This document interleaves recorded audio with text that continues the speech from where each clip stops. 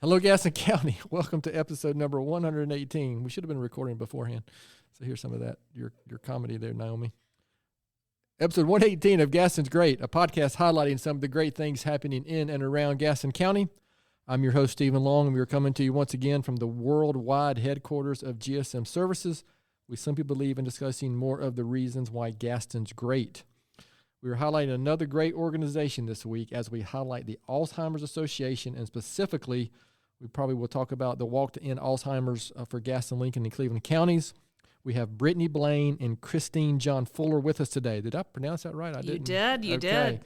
Also, I forgot to ask, make sure I get these intros right, so y'all can correct me if I get these wrong. I normally do that beforehand. But Brittany is the manager of the Walk to End Alzheimer's for our area, along with a few other regions. Yep, you that's got correct. it. Mm-hmm. And Christine is the VP of Communications for the organization. That's correct, here in North Carolina. North Carolina. Okay, great. Yeah, I guess I should have. We're really talking about the Alzheimer's Association of Chapter of North Carolina. Is that the correct? Well, we actually have two chapters here. We have a Western Carolina chapter and an Eastern North Carolina. So we work kind of as one. So I serve the entire state. Understood. We work with colleagues across the state. So like the walks that Brittany takes care of, there's actually 17 of those in North Carolina. Okay. So you can see all that great research I did beforehand. Yep. Brittany and Christine, it's great to have you on, and welcome to the podcast. Thanks for having us. Thank you so much. I told Excited. you how professional this was, right? Got you prepared beforehand. So we're going to get right to it like we normally do. But the first question I like to ask, and maybe I'll just start with you, Brittany, just because you're closest. Sure. Tell us a little bit about yourself, anything you'd like to share before we get into some specifics about the organization. Sure, absolutely. Well, I started with the Alzheimer's Association back in October of 2021. So I've been there about 2.5 years now. It was a career change for me. This was my first time coming over to the nonprofit world, which I absolutely love, and am so happy to be in my role as walk manager. Very good. Christine, what about you?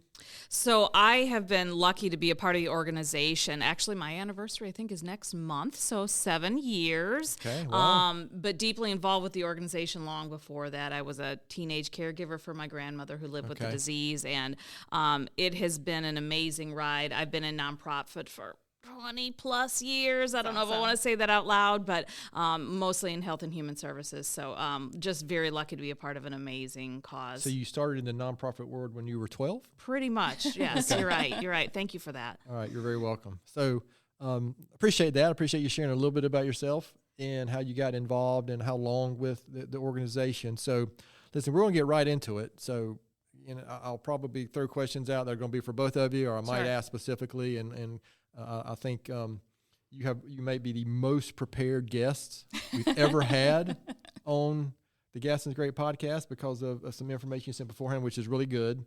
And I learned a little bit when I read through it, and we'll get into all that. But can you maybe just start with you, Brittany? What can you tell us about the mission of the organization? What's the purpose? What are you trying just to accomplish?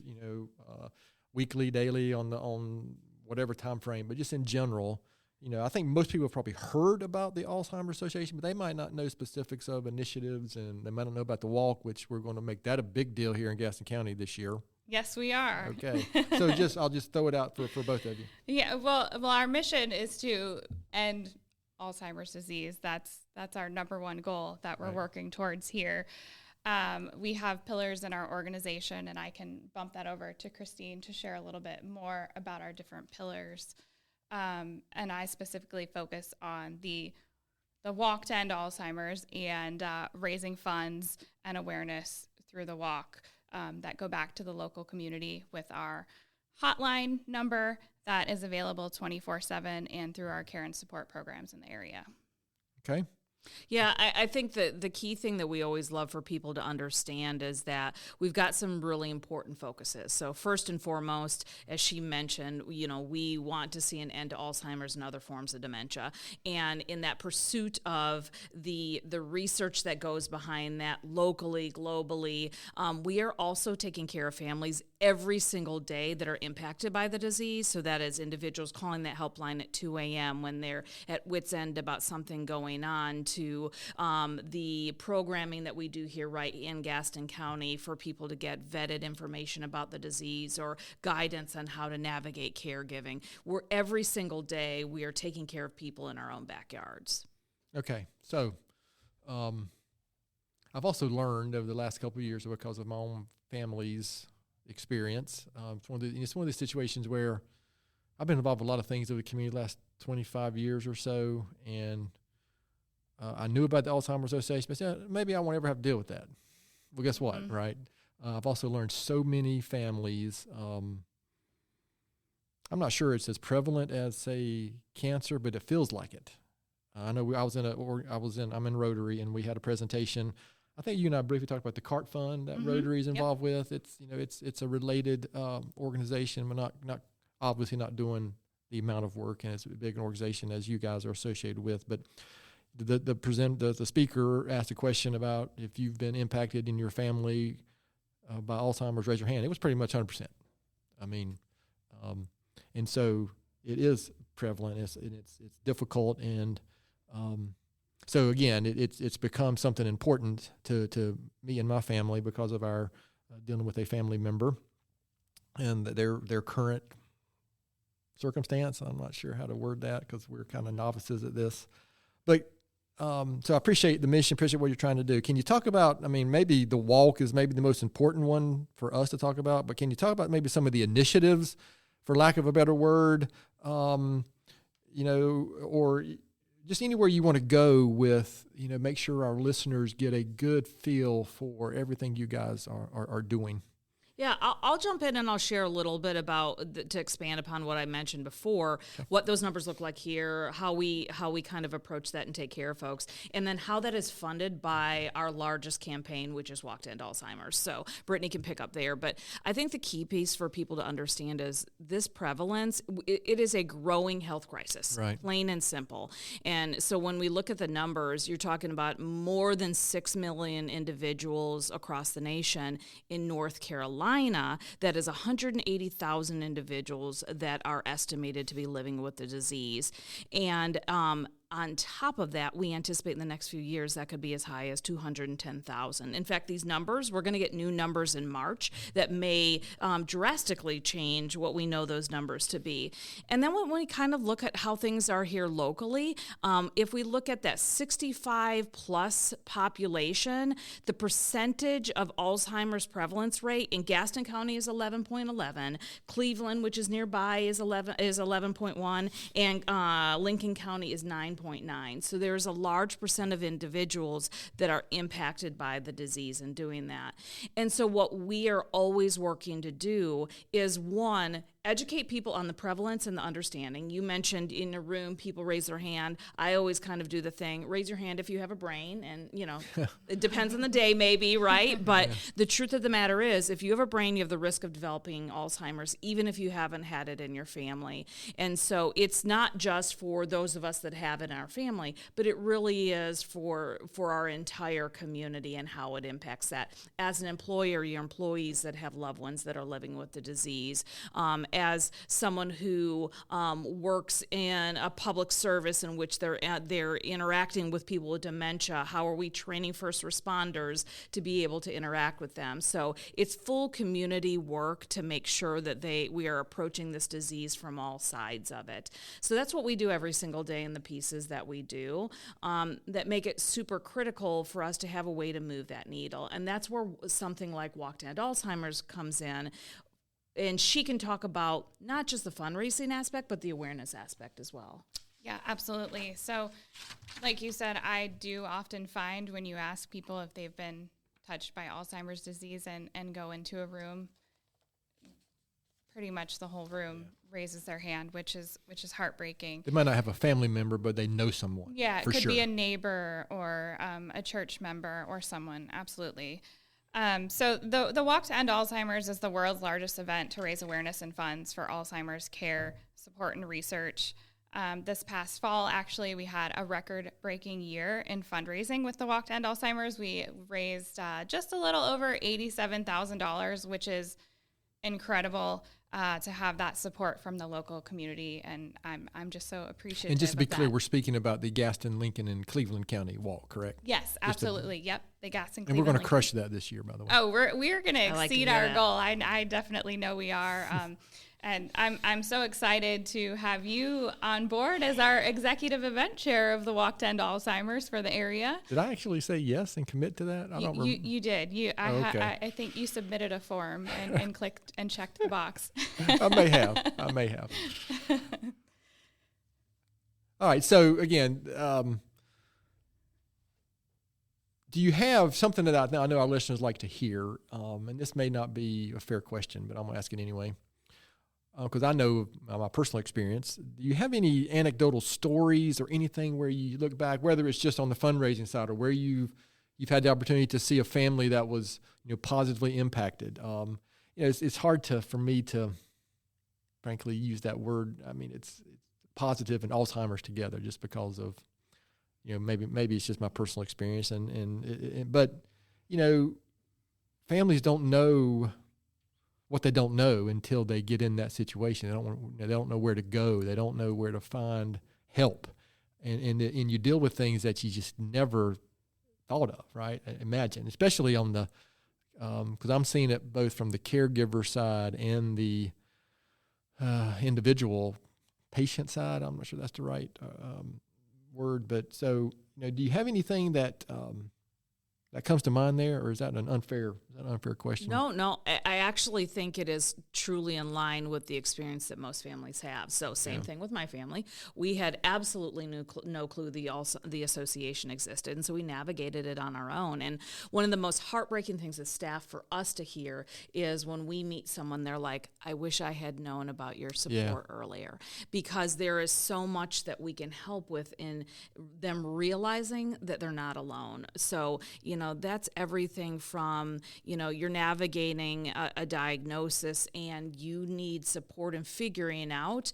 care options for your loved one. And so we can do a care consultation to walk you through, the types of questions you need to be asking to determine what's the right care options for your family. Or if it's even before diagnosis, identifying those symptoms so you have an understanding of what to be asking a doctor for the purposes of being diagnosed. But we hear every single day from individuals that are like, I'm so grateful that someone handed me a card with your number on it. I saw somebody had a bracelet with an 800 number. I called and I found out that there was a support group right here in my county that I was able to go to be able to meet caregivers who are going through the same thing. Or someone who says, I didn't realize, that what we were going through is part of the middle stages of the disease. Because here's the thing, as many of you know, it's not just about memory loss, but as the disease progresses, we're talking about behavioral changes. We're talking about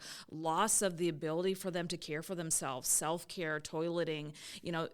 These aren't great and fun things to talk about, but they're the reality of this disease when, someone can live for years.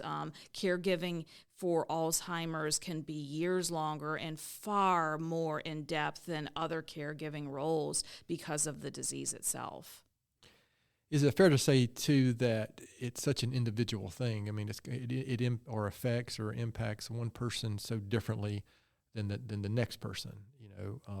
Like our experience has not been at all where it's that anger or lashing out or anything that you hear about. We haven't dealt with anything like that, but I've seen and know of those type of examples where it is just the personality just almost changes completely. And just imagine how difficult that could be on the family and caregivers, and then the level of care at different facilities, making the decision to try to care for somebody at home versus other options. I mean, and there's, frankly, it's just that there's some guilt there, I think, for the caregivers, or can be as well, just because it can be such a.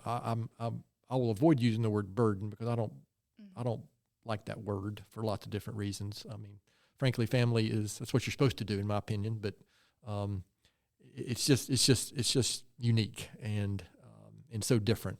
Is that kind of your experience as well? It's just, gosh, everywhere every it's almost like custom care on every situation. Yeah, I would say that every single diagnosis looks completely different, and it's like you said, it's not the same with every person going through it, and the journey looks very different for each family. Is there enough data out there, and because I'm totally ignorant of this, about typical ages when you start to see it? Is the ages where, is it younger now? Is that because of society, or is it we're just getting better at diagnosing it, or is there, that was just a question, sorry, that just came up out of the blue for me. No, I think it's a good question. And what I would say is it's kind of all of the above, right? Okay. You have, we have a population that's aging in. That's an important piece of it. 2, we have better detection. So that is a piece of it. People are, we're removing the stigma of the disease. So more people are talking about it. More people are asking about it. I have a friend, Pat, he lost his wife to the disease. She was diagnosed at 51 and she died weeks before her 60th birthday. She had been in a picture of health. However, because she had been a picture of health physically, her body lasted for 9 years, but she was in the state of an infancy from probably about a year and a half in. And so it really is an important thing to know that there are individuals in that kind of what we call younger onset, under the age of 65, that are diagnosed. And he will tell you to this day, it was his 16-year-old daughter that kept saying, I'm telling you, mom has Alzheimer's, you need to get her checked out. And he kept thinking, no, it's depression, maybe there's something in the marriage, something else is going on. And she kept saying, I'm telling you, she has dementia, you have to get her checked out. Does it often take someone outside, say if it's a husband and wife or a partnership, whatever, do you find that sometimes it might take somebody with a different viewpoint? Sorry, I hit this, by the way, like every episode, and create all kinds of background noise. When I don't know, denial is the right word either, but do you see some of that as well, when it might take a child or a neighbor or another family member to say, hey, something's going on here, because maybe this, because I would not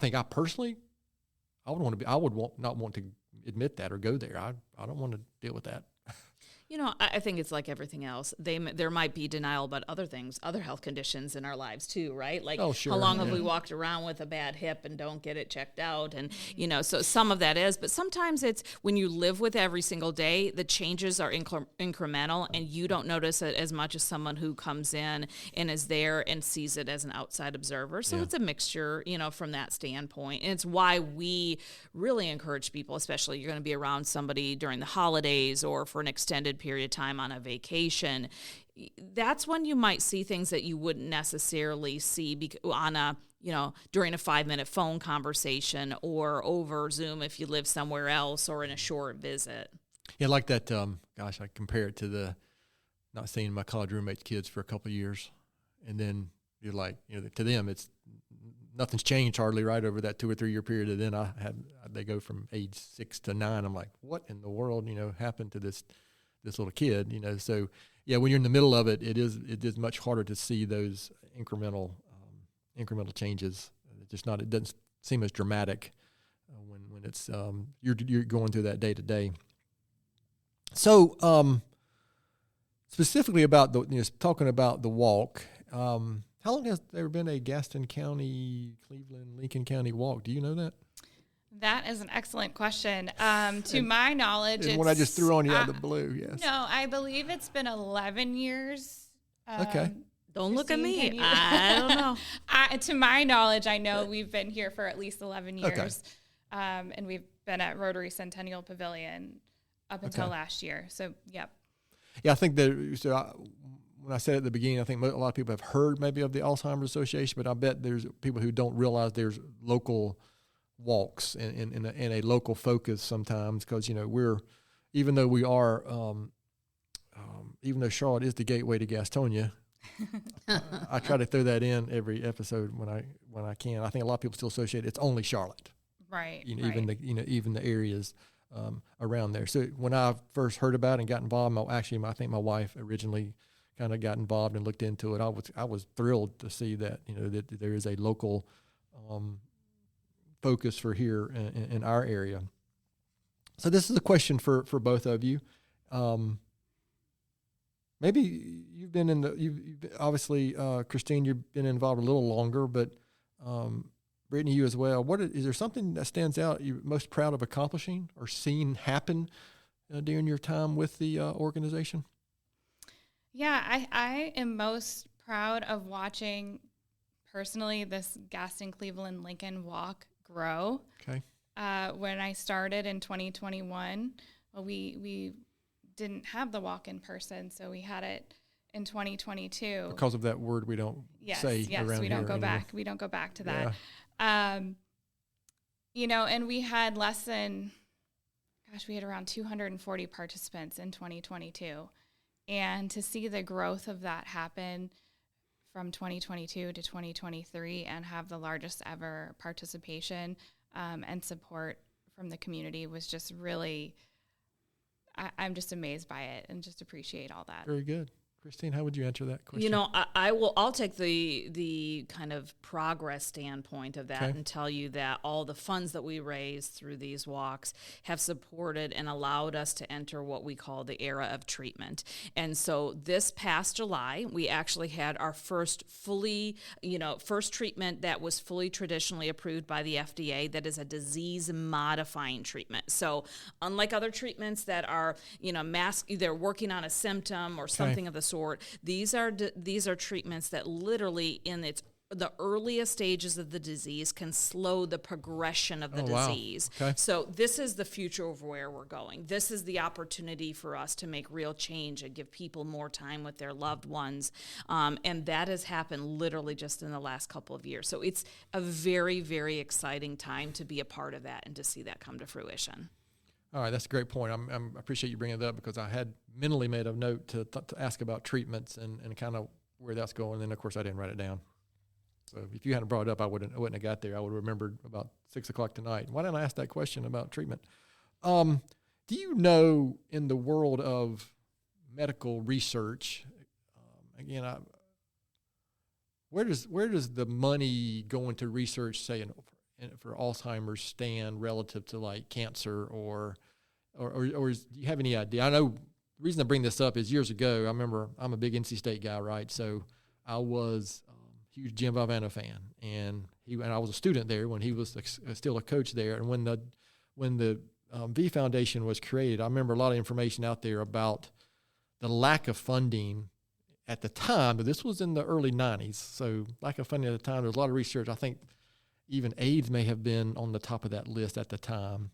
And, of course, that shifted, obviously. And then it seems to me like there's these cycles of awareness goes on. But do you have any idea where that stands? Or, again, another question that I'm totally unprepared for because I just made it up. Well, I will say this. I don't off the top of my head know the specifics of where we rank in research funding, say like through the NIH or anything against some of those others currently. What I can tell you is in the last 10 years plus, we have seen a dramatic increase from nominal funding for research for Alzheimer's to literally at this point, we're talking about $360 million being invested in 1,000 best-in-class studies in, I think, 53 countries. So what has happened, if we have actually have a chart, if I was able to show it to you, that talks about what we've petitioned and how much money we have gained in NIH funding just in the last decade plus. And it is monumental because there is a true understanding of the fact that if we don't address this crisis, we are going to have not only a health crisis, but a financial crisis on our hands because of the devastation of this disease on communities, on our healthcare system in a million different ways. So we're very lucky that we have worked with our community to petition and ask our elected officials to support and continue to focus on that. Just this past year, the Alzheimer's Association actually was very proud to announce that we made a $100 million investment in research in a single year this past year. That's huge.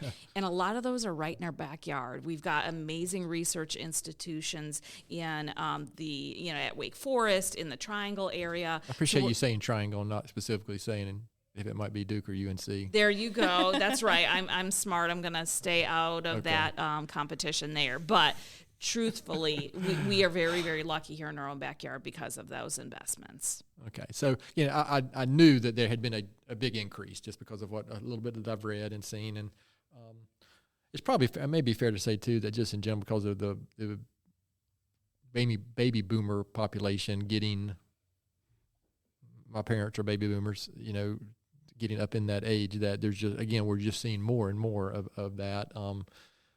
I would assume across the board, not just with Alzheimer's, but that's probably one of the driving factors there. So,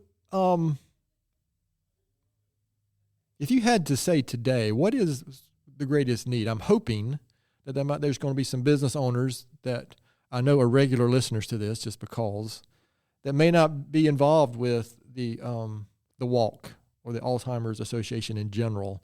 What is the greatest need that we have here locally? Is it just getting more businesses involved? Is it awareness? Is it straight up donations? What would you say, Brittany, is the biggest need for our listeners out there who are going to today commit to something to help? Sure, that's a great question. So for the walk, sponsorships are always a great way to support the walk. We also have other ways. A company, if they're not interested in sponsoring, can also create a company team, come out on walk day wearing their company t-shirts and show their local support to the community. I think it's always very powerful when your company comes out in the same t-shirt and we see like, wow, GSM is all here today, and they're this walking. Obnoxious purple shirt that I have on today. I love the shirt. It's perfect for today's episode. But it's great, and when we do media stories and pictures, it's always wonderful to have the support of local companies as well. I also think there's an opportunity to spread awareness too. Like you said before, you weren't familiar that there was a walk here. Correct. So I also think if people have heard of the walk, they may not know that the funds from the walk go back to support research and programs happening locally in this area. So I think really awareness is a big portion of it too. Okay, very good. All right, so I'm going to ask this question, and remember, this is a podcast specifically about Gaston County, but I'm going to assume, and this is probably an unfair question, I'm assuming you both live in Charlotte? Oh, we don't talk about that on the air on the podcast. Oh yeah, I'm asking anyway. We live just right down the road. Oh, that is a great politically correct answer. Do I get bonus if my son just moved to Gaston County? Absolutely, yes. Yes. So you have nothing to add to that, do you? I do not live in Charlotte. So why? Well, again, you're over in charge of the walk and for our area. Brittany, and you've already shared. Listen, you've already shared a lot of reasons. Answer to this question, I'm going to ask anyway. So, why is Gaston County better? Why are the communities in general better because of the walk and the work that the Alzheimer's Association does? The communities. Well, first of all, the community here is amazing. Good recovery. The support in this community, I feel it like no other, like it's different than anywhere else that I spend time. You can feel the close-knit relationships, and it's really all about community here, which I absolutely love. And Christine, do you want to take the second part? Yeah, I mean, I think that this entire community embraces the idea of partnership. And, she talked about sponsors and company teams and different things like that. But, we're going in to work with partners so that there's local resources for individuals that are living in this area. So when you go to walk, you're going to see and meet individuals that actually have resources for people that are impacted by dementia. We have a colleague that actually is in this area, and she works with her base of volunteers to be able to go in and deliver educational information on Alzheimer's disease inside of companies, so they have an understanding of what their colleagues are going through. Maybe it's an alls in the workplace type of explanation. But this area has always embraced the idea of partnership and cross collaboration, which is what makes what we do so important. If it wasn't for partnerships, we couldn't do what we do, and it helps us have boots on the ground everywhere. Yeah, there's no question that if I've learned anything in my 53 years and 25 plus years in the community and trying to run a business is everything that is accomplished worthwhile is collaboration and partnerships, and it's never one person.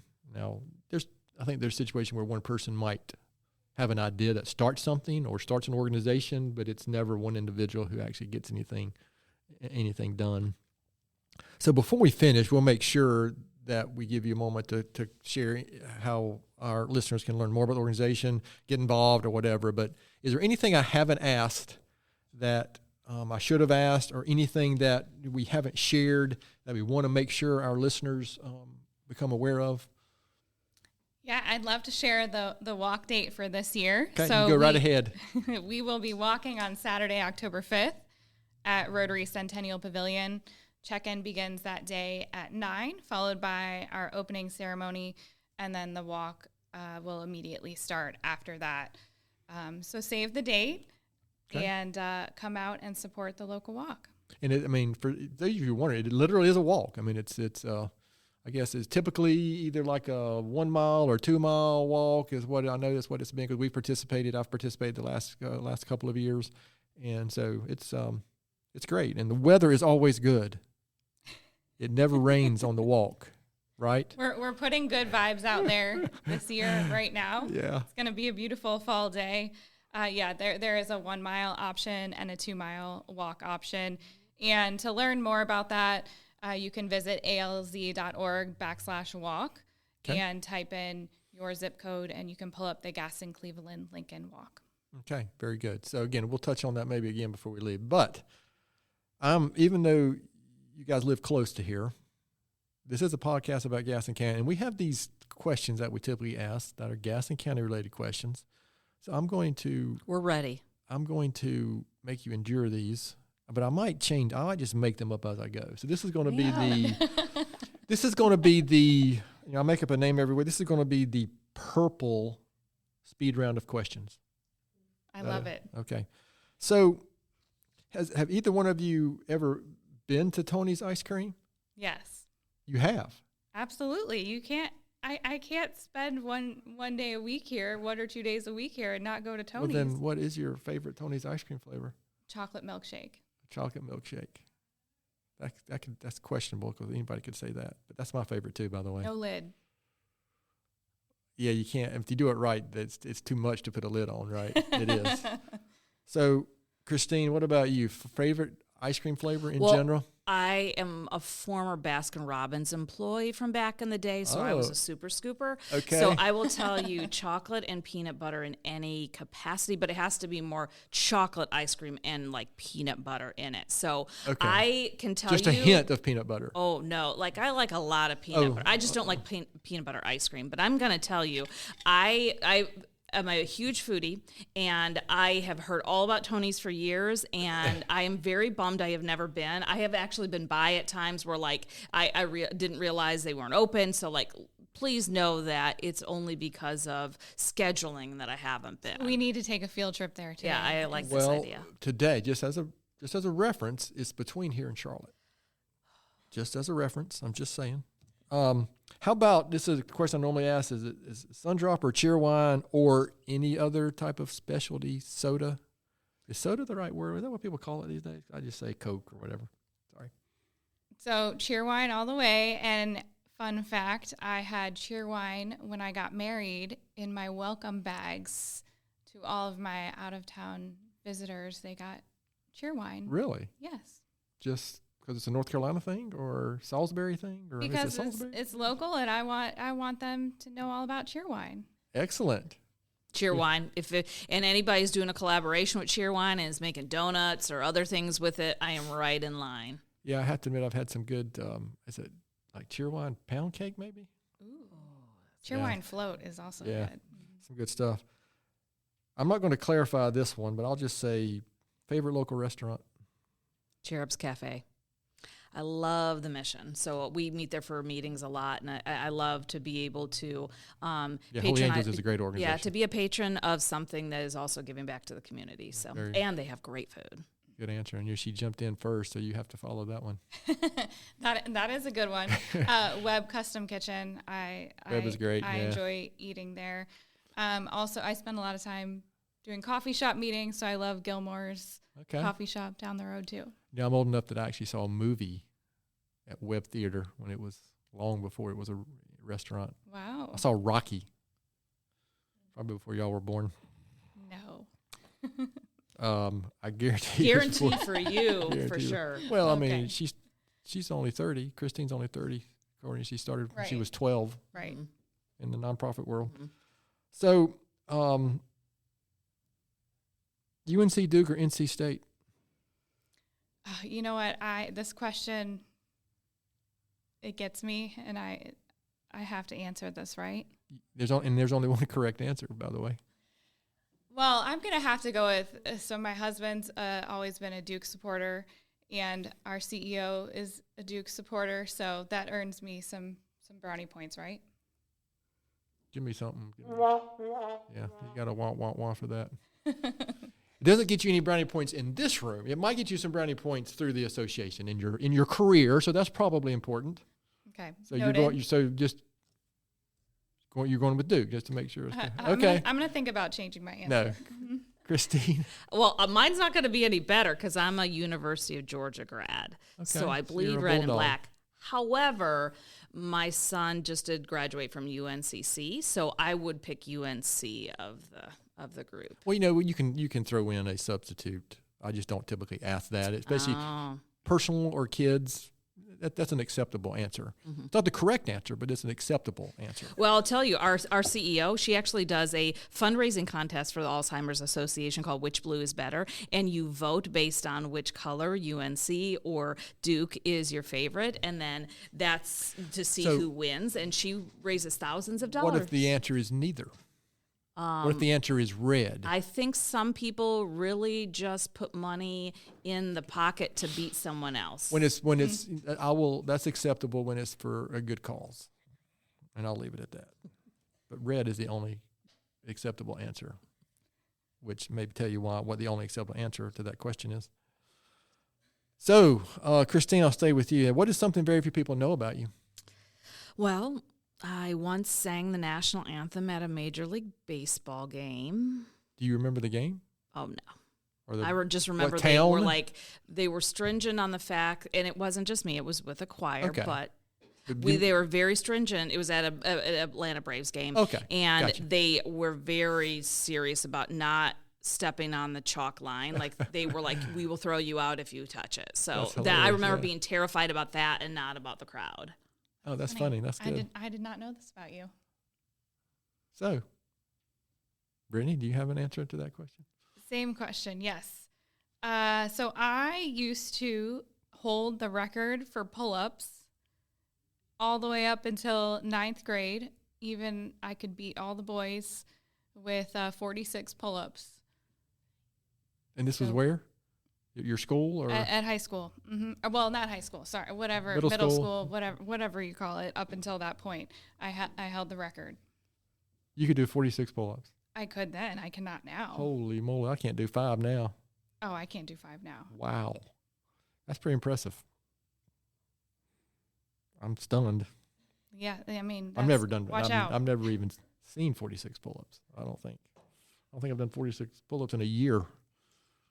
Much less at one time. Wow. Okay, then.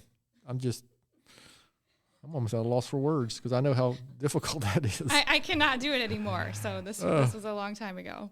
Christine, what about a book or something, article, blog you follow, something that you might recommend to our listeners? I mean, I really like true crime, so I don't know if I should be encouraging other folks to be obsessed with it as well. My wife and my daughters are big fans of true crime podcasts and stuff. Yeah. Yeah. So, no, that's legit. It happens. But I will say this, book-wise, Anne Lamott, most amazing author in the world, very short because I have a short attention span, so they're easy reads for a weekend or a beach trip or anything like that, and she does a great job of reminding you about the world and your place in it. So, okay, very good. You have anything to add to that? I am in a book club. Okay. Nice. So similar to that, it's a little true crime mystery. So just finished the book First Lie Wins, which was very good. I highly recommend if you're looking for a good page turner. Was that about politics? It's Just about. kidding. First Lie Wins. Sorry. Yeah. Okay. Well, it's about. Unfortunately, for me, sometimes that's what politics feels like. Maybe it's the best or biggest lie wins in politics. Mm-hmm. Sorry, that's religion and politics are two topics I said we're not going to talk about on our podcast. Sorry. I do love a good Wisdom of the Bullfrog. That's a good one too. I love Admiral McCraven. Mm-hmm. So my leadership study group on Sunday mornings, we just finished. Well, it was 2 books ago, but I have a group that I do. We do some type of book study. It's typically leadership stuff, and I'm a huge fan of his. Really? Yes. Okay. We just did the Hero Code as well. Okay. Of his, and I'm a big Make Your Bed guy fan as well. We did that book as well. He's got Okay. 3 related books, and I'll they're have all. to add those to my list. I mean, I'll just. He's got another great book called Sea Stories. Okay. It's about his time. It's more military based of everything that he was involved with. But so if you're interested in that, but they're all related and they're really good. Interesting. Good stuff. But McCraven's terrific. Yeah. Okay. It was actually Angie Sanders. Yeah. She recommended it to me Okay. Yeah. one day and said I had to read that. So. Yeah, I've shared that book with. There's a couple of younger guys that I mentor in different organizations. I've shared that book with them. So again, that's terrific. I appreciate you sharing that one. Matter of fact, that's been on my list. I think I've shared on here before. I do a book thing at the end as well, which if you've heard any episodes, sometimes they're good, sometimes they're not so good. But so yes, I appreciate that because I think it's I'm a big reader, and this day and time it might not be a book, it might be a blog or an article or a podcast that some people might follow. But I'm always wanting to give our listeners something maybe new that they can look into. So before we finish up, I love this question. I think I say that every episode. Don't I? It's boring to say that every time. Sorry. So, Brittany, throw this one to you first. Knowing what you know now, what advice would you give your 20-year-old self? Yeah, this is Was actually that an easy one. Was that like 1 year ago? No. Gosh, I have my 20-year high school reunion this year, so. Really? I have All right, some that's wisdom. another. Frankly, yes. that's another stunner. But okay. So I would say, don't worry about the money. Take the risks and take the opportunity and do that, because it's not. I don't often regret the things that I did. I regret the things that I didn't do. Yeah. And you don't ever get that time or those years back. So do it while you can. That's a pretty good quote. Have you ever published that one about regretting? Not the things you did do, but the things you didn't do? No, that's a famous quote from someone else. Well, I know, but I was going to give you credit for it. But you worded it differently, so, I mean, you paraphrased it, which gives you credit, right? True. That's a good one. I wish I could remember. I think that was Mark Twain, but I'm not sure. Everybody here knows it gets sick of me, too. I'm a big quote guy. I think it was Mark Twain. But anyway. We're going to have to look that up to confirm. Yes. Matter of fact, I've got a book in my office. I can look it up. Sorry. Christine, how would you answer that question? You mean other than don't wear that shirt with those pants, which probably could have been a theme? Maybe I'm looking for a little more depth. Yeah, I thought you might be. I would honestly tell myself to take your PTO, take the vacations. The rest will still be there when you get back. That's a good point too, though. I mean, that and your point about the clothes, right? The things that maybe we thought were important at 20 just weren't. Yeah. I mean, the things I thought were a big deal then, I look back now and say, what was I thinking? How could I have stressed over things that really just weren't important? And here we are talking about something that is kind of important, right? More so than the things I was concerned about at 20. So listen, this has really been good. I appreciate you guys' time. I appreciate all the work you do. So I know we've already shared it, but I'm going to ask you to do it again if you don't mind, Brittany. Just maybe reiterate the dates and the website, anywhere anybody can go to find information about your organization and specifically the walk that's coming up? Sure. So we have the Walk to End Alzheimer's on Saturday, October 5th at Rotary Centennial Pavilion with check-in starting at 9 a.m. You can find out more information by visiting alz.org/walk. Also want to give a shout out to our hotline number. If you need to utilize this number, please do. It's available 24/7, and we all know crisis happens not during 9 to 5, but at 3 o'clock in the morning. So 800-272-3900. And want to give a shout out too to GSM Services. Thank y'all so much for being such great partners and for sponsoring the past few years. Hopefully you'll be joining us this year. And if your company is looking for more organization, please feel free to reach out to Stephen as well. Sure. So before I finish with my my book recommendation, and excuse me, my quote from the week, I would just reiterate what Brittany said. We have gotten involved for lots of different reasons. First of all, just because it's a good organization and they're doing good work. Those are the kind of things that we look for first when we make decisions on supporting organizations. We have some team members here. Throw a shout out to Kim Myers, one of our team members, who is all about the association. I'm sure she will be leading our team again this year, like she has in the past. Can I echo on that? Kim yeah. is fantastic. She was a go-getter on the team and a big part of the committee, and she walked in this morning, and I was so excited to see her. So.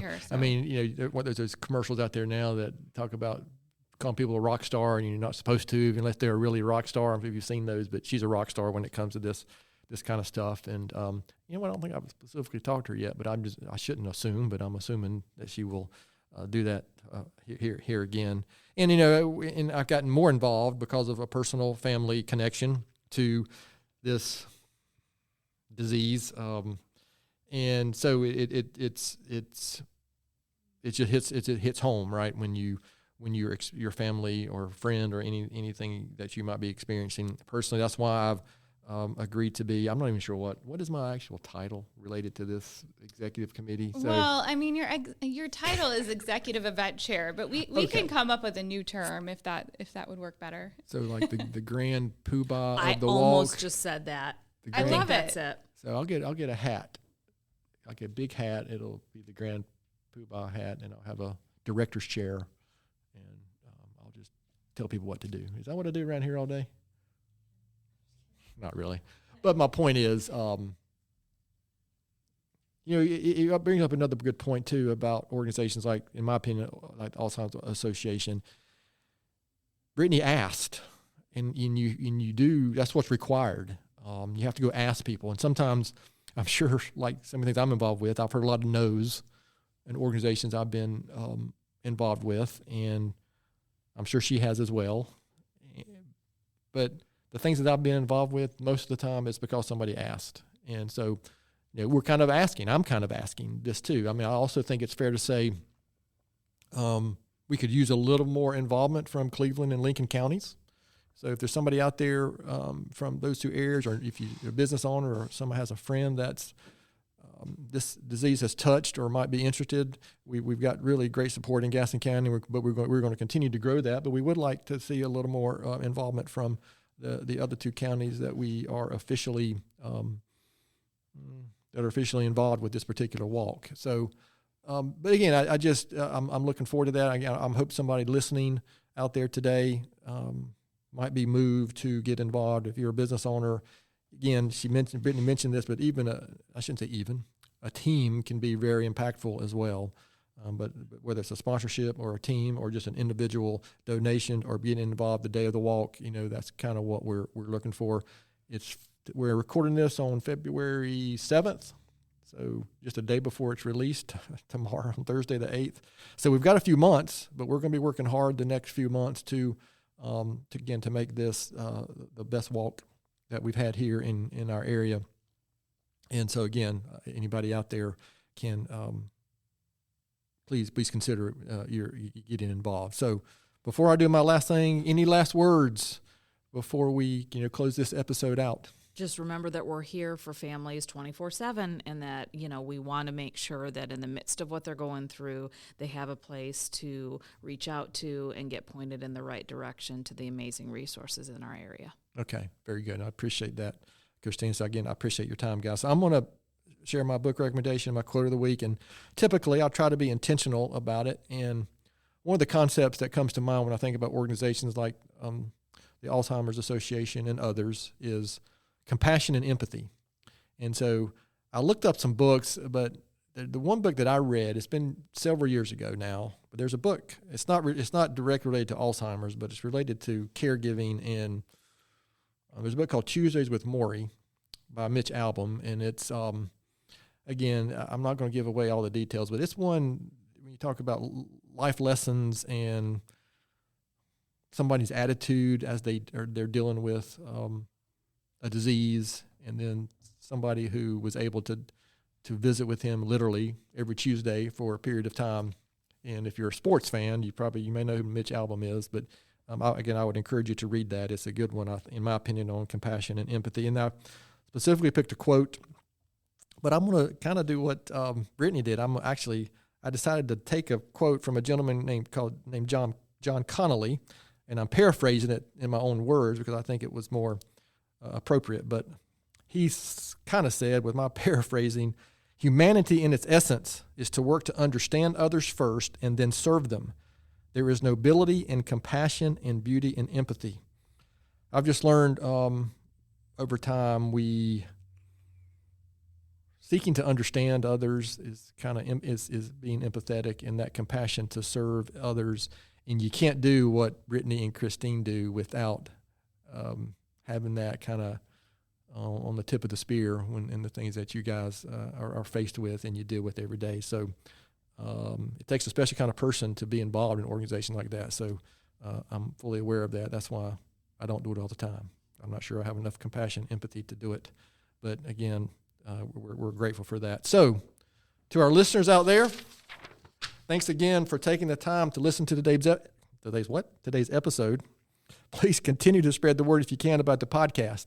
And please don't hesitate to contact us here at our email address, which is podcast@gastonsgreat.com. We're always looking for suggestions for future podcast topics and guests. You can find the podcast and subscribe at the website, gastonsgreat.com, or anywhere you listen to podcasts. And please follow us on all our social media platforms. And please give us a good 5-star rating, as Naomi reminds me that gets the podcast notice. Thanks again to Brittany and Christine for being our guests today. Gaston's Great is produced and brought to you by Naomi Hunt and Amy Anderson from GSM Services. I'm your host, Stephen Long. Thanks again for hanging out with us, and please keep coming back to hear more reasons why Gaston's great.